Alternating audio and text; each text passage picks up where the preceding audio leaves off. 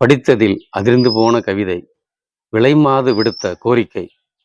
ராமன் வேஷமிட்டிருக்கும் பல ராட்சசனுக்கு என்னை தெரியும். பெண் விடுதலைக்காக போராடும் பெரிய மனிதர்கள் கூட தன் விருந்தினர் பங்களா விலாசத்தை தந்ததுண்டு. என்னிடம் கடன் சொல்லிப் போன கந்துவட்டிக்காரர்களும் உண்டு. சாதி சாதி எனச் சாகும் எவரும் என்னிடம் சாதி பார்த்ததில்லை. சாதி சாதி எனச் சாகும் எவரும் என்னிடம் சாதி பார்த்ததில்லை. திருந்தி வாழ நான் நினைத்த போதும் என்னை தீண்டியவர்கள் யாரும் திரும்ப விட்டதில்லை. பத்திரிகையாளர்களே, விபச்சாரிகள் கைது என்றுதானே விற்பனையாகிறது. விலங்கிடப்பட்ட ஆண்களின் விவரம் வெளியிடாதது ஏன்? பெண்களின் புனிதத்தை விட ஆண்களின் புனிதம் அவ்வளவு பெரிதா?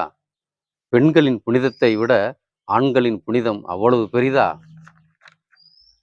காய்ந்த வயிற்றுக்கு காட்டில் இரை தேடும் குருவியைப் போல் என்னை யாரும் பரிகசிக்கவில்லை. கட்டில் மேல் கிடக்கும் இன்னொரு கருவியைப் போலத்தான் என்னை கையாளுகிறார்கள். நான் இருட்டில் பிணமாக மாறினால்தான் பகலில் அது பணமாக மாறும். பின்தான் என் குடும்பத்தின் பசியாறும். நான் இருட்டில் பிணமாக மாறினால்தான் பகலில் அது பணமாக மாறும். பின்தான் என் குடும்பத்தின் பசியாறும். நிர்வாணமே என் நிரந்தர உடையானதால்தான் சேலை எதற்கென்று நினைத்ததுண்டு. சரி, காயங்களை மறைப்பதற்கு கட்டுவோம் என்று கட்டி கொண்டிருக்கிறேன். என் மேனியில் இருக்கும் தழும்புகளை பார்த்தால் வரி குதிரைகள் கூட வருத்தம் தெரிவிக்கும். என் மேனியில் இருக்கும் தழும்புகளை பார்த்தால் வரிக்குதிரைகள் கூட வருத்தம் தெரிவிக்கும். எதையும் வாங்க வசதி இல்லாத எனக்கு விற்பதற்காகவாவது இந்த உடம்பு இருக்கிறதே. நாணயமற்றவர் நகங்கள் கீறி கீறி என் நரம்பு வெடிக்கிறதே. வாய் திறக்க முடியாமல் நான் துடித்த இரவுகள் உண்டு. எலும்புகள் உடையும் வரை என்னை கொடுமைப்படுத்திய கொள்கையாளர்களும் உண்டு. ஆண்கள் வெளியில் சிந்தும் வேர்வையை என்னிடம் இரத்தமாய் எடுத்துக்கொள்கிறார்கள். ஆண்கள் வெளியில் சிந்தும் வேர்வையை என்னிடம் இரத்தமாய் எடுத்துக்கொள்கிறார்கள்.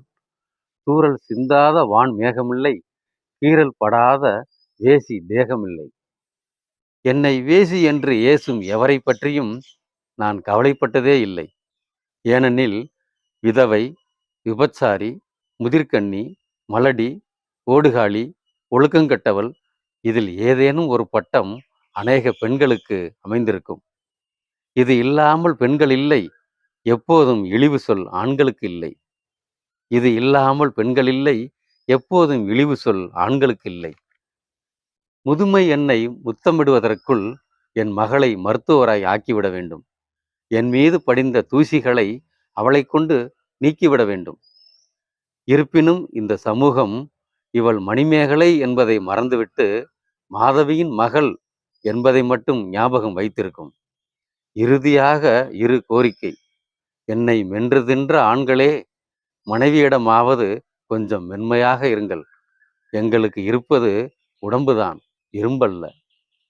என் வீதி வரை விரட்டி வரும் ஆண்களே, தயவு செய்து விட்டு விடுங்கள். நான் விபச்சாரி என்பது என் வீட்டுக்கு தெரியாது. இப்படிக்கு அவள்.